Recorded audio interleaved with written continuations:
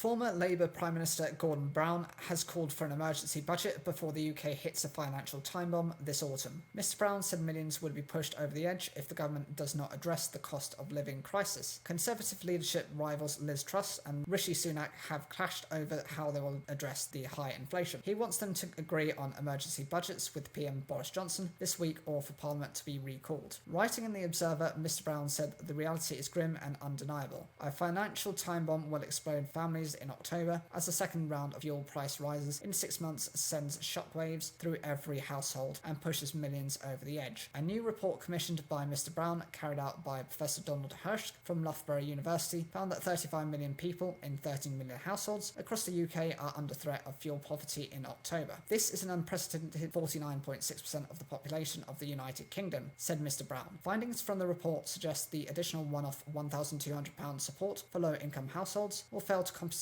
for three major blows to income from October 2021 to October 2022. The loss of the £20 a week benefits uplift, the rise in the energy price cap, and an annual uprating of out of line with inflation forecasts all mean the worst off families will find it hard to bridge the gap. Mr Brown told BBC Radio's 4's World at 1 that action is needed promptly to ensure the benefit system and the computers that operate it are able to get help to people before October. He said there is a vacuum at the centre of government with both Mr Johnson and Chancellor Nazim Zahawi on holiday. Not enough thinking is being done about the major social issues, he added. If elected as the next Tory leader, Ms Truss has promised to reverse some of former Chancellor Mr Sunak's tax rises, including the rise in national insurance contributions. Meanwhile, Mr Sunak said the Tories can kiss goodbye to winning the next elections if inflation is not brought under control. The Bank of England has warned inflation, currently at 9.4%, could peak at more than 13% and stay at very elevated levels throughout much of next year, but eventually returning to its 2% target in 2024.